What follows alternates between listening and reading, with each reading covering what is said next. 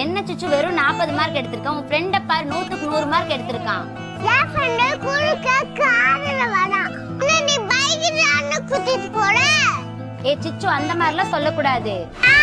உங்க அம்மா மட்டும் அழுகிறா அப்படிதானே இருக்கு. இந்த வேலை ஆளு கப்பல் பண்ணாங்க, எல்லாம் கூட திறமை இருக்குது. நான் முடியும்னு சொல்லிக்கிட்டுங்க, அப்பதான் எங்களால ஜெயிக்க முடியும். ஆஹா, உங்களுக்கு வந்தா ரத்தம், எங்களுக்கு வந்தா தக்காளி சட்னியா?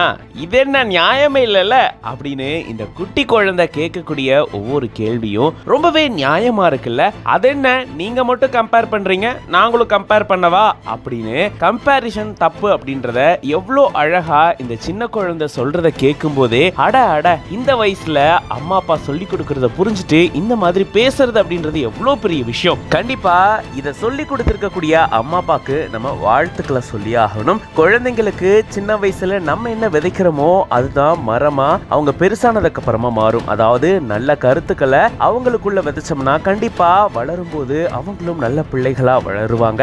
அதை நம்ம நிறைய பேர் சொல்லி கேட்டிருக்கோம், அதை நம்ம ரியல் லைஃப்லயும் பார்த்துருந்துருக்கோம். அந்த மாதிரி தான் குழந்தைகள் கிட்ட கம்பேரிஷன் அப்படின்றது ரொம்ப தப்பு அப்படின்றத ரொம்ப அழகா புரியும்படி அது குழந்தையே சொன்னா எப்படி இருக்குமோ அதை குழந்தையோட பாணியில இந்த குழந்தை பேசுறத பார்க்கும்போதே அட அட அவ்வளோ அழகாவும் அவ்வளோ இனிமையா இருக்கு.